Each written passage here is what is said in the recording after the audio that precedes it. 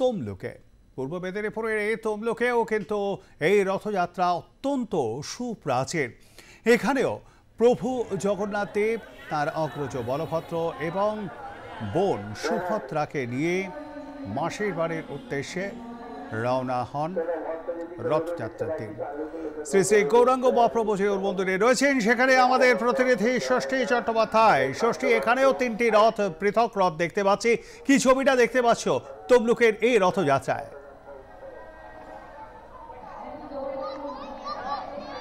দেখো প্রবীর, শতবর্ষ পেরিয়েও কিন্তু এখনো তার ঐতিহ্য, তার সংস্কৃতি মেনেই রথযাত্রা উৎসব, এবং এই রথযাত্রা উৎসবকে কেন্দ্র করেই মূলত এই গৌরাঙ্গ যে মহাপ্রভু মন্দির, সেই মন্দিরে কিন্তু একটা উৎসবের চেহারা নিয়েছে।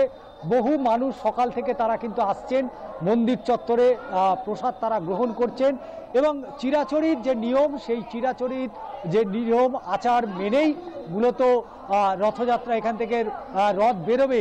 এবং তমলুক শহরে একটা বড় অংশের মানুষ এই রথযাত্রায় তারা অংশগ্রহণ করে। তবে এই রথের অনেক ইতিহাস রয়েছে, সেই ইতিহাস সম্পর্কিত বিষয় অবশ্যই জানবো। দেখতেই পাচ্ছ রথের চূড়ান্ত একটা প্রস্তুতি ইতিমধ্যেই চলছে। প্রভু জগন্নাথ, প্রভু বলরাম এবং সুভদ্রার রথ ইতিমধ্যেই কিন্তু চূড়ান্ত পর্যায়ে তার প্রস্তুতি প্রায় শেষের দিকে বলা যেতে পারে। এবং আমার সাথে রয়েছেন মহারাজ, অর্থাৎ এই গৌরাঙ্গ মহাপ্রভু মন্দিরের যিনি মহারাজ, তার সাথে কথা বলবো। অবশ্যই সকাল থেকে তার প্রচণ্ড ব্যস্ততা রয়েছে, বহু ভক্তরা তারা সকাল থেকে আসছেন।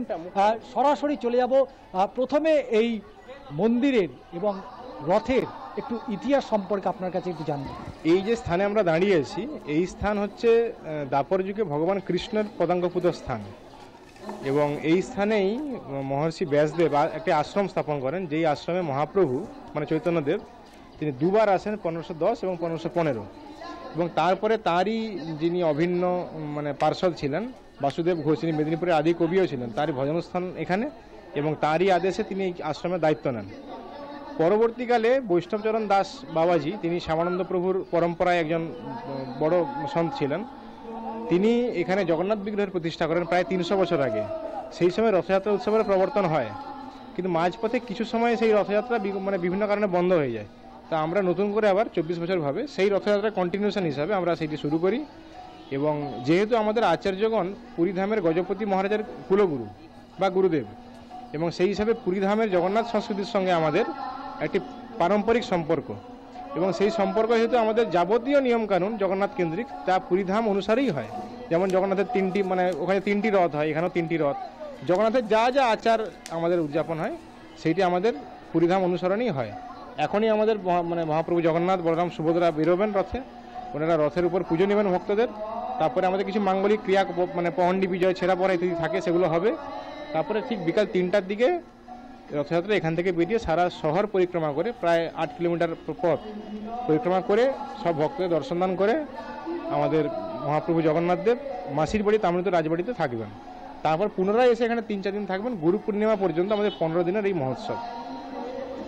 আপনার পুরীর যে আচার অনুষ্ঠান, সেই আচার রীতি মেনেই মূলত এখানে সেইভাবেই নিয়ম মেনেই পুজো করা হয়, এবং রথযাত্রার সেই সমস্ত নিয়মটাই এখানে পালন করা হয়। কিন্তু আমরা যেখানে দাঁড়িয়ে আছি সেটা তমলুক, এখান থেকে ঢিলছোড়া দূরত্ব, সমুদ্র সৈকত দীঘা। সেই দীঘাতে জগন্নাথ ধাম তৈরি হয়েছে, এবং সেখানেও মুখ্যমন্ত্রী স্বয়ং সেখানে রয়েছেন। আর আপনার এখানে রাজ্যের বিরোধী দলনেতা শুভেন্দু অধিকারী, তিনিও এখানে আসবেন।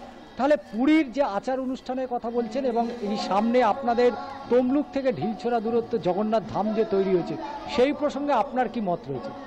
না দেখুন, জগন্নাথ মন্দির সব জায়গায় হতে পারে, এটাতে কোনো দ্বিমত নেই, কিন্তু জগন্নাথের যদি নিজস্ব ধাম থাকে সেটা হচ্ছে পুরী। এরা সবার মানে জগন্নাথ, যদি আমি জগন্নাথের প্রসঙ্গ দিই তাহলে পুরী ধাম থাকবে সবার ঊর্ধ্বে, সবার মাথার উপরে, এটা নিয়ে কোনো মানে দ্বিমতের জায়গা নেই। এবং জগন্নাথ তো কারো কোনো পৈতৃক সম্পত্তি বা কারো ব্যক্তিগত হতে পারেন না, তিনি সবার, জগতের নাথ, সকলের নাথ। সেটা মমতা বন্দ্যোপাধ্যায় যেটা করেছেন সেটাও জগন্নাথ মন্দির, আর এটি একটি প্রাচীন তীর্থস্থান, প্রায় 5000 বছরের স্মৃতিবিজড়িত তীর্থস্থান। তো এখানে যিনি বলছেন বিরোধী দলনেতা, তিনি বিরোধী দলনেতা হিসাবে আসেন না, তিনি যখন অন্য দলেও ছিলেন বা অন্য এতেও ছিলেন, তিনি একদম জগন্নাথের ভক্ত, মহাপ্রভুর ভক্ত হিসাবে তিনি প্রায় 15-20 বছর ধরে এখানে আসেন। তো এটার সঙ্গে রাজনীতির কোনো সম্পর্ক নেই, এবং দীঘাতেও যে জগন্নাথ মন্দির হয়েছে তাতেও আমাদের কোনো বিরক্তিও নেই এবং কোনো বিরূপ মনোভাবও নেই। জগন্নাথ মন্দির সব জায়গায় হলে জগন্নাথের প্রসার বাড়বে, ভক্তদের এই সংখ্যা বাড়বে, এতে আপত্তি কিছু নেই। ধর্মগুরুদের কোনো নির্দিষ্ট রাজনীতির রং নেই, এটা স্পষ্ট। কিন্তু এই যে রথযাত্রাকে কেন্দ্র করে যে রাজনৈতিক বাতাবরণ বাংলায় তৈরি হয়েছে, এর আগে আপনি কি আমি বলছি একটা বছর আগে এই রথযাত্রাকে কেন্দ্র করে এই রকম ছবি কি আপনার চোখে পড়েছে? না দেখুন, আমরা যেহেতু অ্যাকচুয়ালি মেদিনীপুরে থাকি, তো মেদিনীপুরটা অ্যাকচুয়ালি উড়িষ্যার সংস্কৃতির অঙ্গ। তা আমরা জগন্নাথ সংস্কৃতির রথযাত্রা দেখে দেখে অভ্যস্ত। আপনারা বাইরে অনেক জায়গায় ঘুরেন বা সাংবাদিক ভাই হিসাবে অনেক জায়গায় করেন, হয়তো আপনাদের চোখে একটা লাগছে যে বিভিন্ন জায়গায় মানে মেদিনীপুর ছাড়া অন্য জায়গায় হয়তো একটা রথের আলোড়ন তৈরি হয়েছে, কিন্তু আমাদের মেদিনীপুরে এটা আমরা দেখে চির অভ্যস্ত। আপনি একেবারে কাছাকাছি থাকেন জগন্নাথ ধামে, আপনি কি গিয়েছিলেন ব্যক্তিগতভাবে? না, আমার এখানে যাওয়া সম্ভব হয়নি। মনের ইচ্ছা, যদিও ওখানে আমাদের অনেক শিষ্য ভক্তরা থাকেন এবং অনেক ভক্ত মানে মন্দিরও আছে আমাদের ওখানে, একদমই। তো আমাদের এখনো সেই যাওয়া সম্ভব হয়ে ওঠেনি ওখানে। মানে বারবার বলে অনেক তীর্থতে আমরা যাই, কিন্তু জগন্নাথ ধামের যে পুরীর যে মন্দির এবং জগন্নাথ ধাম যেটা দীঘায় করা হয়েছে, দুটোর মধ্যে আলাদা কিছু দেখতে পাবেন? এটা তুলনাতেই আসবে না। জগন্নাথ ধাম পুরী সেটি একদম জগন্নাথের নিজস্ব ক্ষেত্র, আর যেটি হচ্ছে আমাদের দীঘার জগন্নাথ মন্দির সেটি তারই অনুকরণের একটি রেপ্লিকা। সুতরাং দুটি তুলনীয় কখনোই নয়। যেমন ভগবানকে কেন্দ্র মানে পুরী ধাম হচ্ছে ভগবানের নিজস্ব নিবাসস্থান, আর দীঘা হচ্ছে তারই অনুকরণের বিশিষ্ট, তারই একটি স্মরণের কেন্দ্র।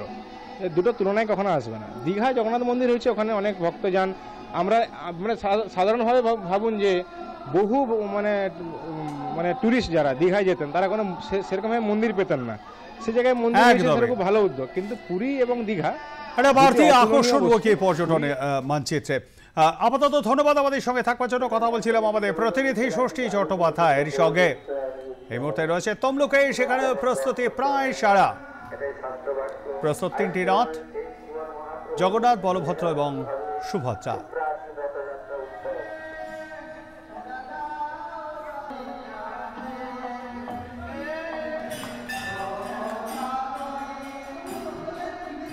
তাম্রলিপ্ত রথযাত্রা মহোৎসব পূর্ব মেদিনীপুর তমলুক থেকে এই মুহূর্তে আমরা চোখ ফেরাবো দীঘায়। এই মুহূর্তে আমরা আপনাদের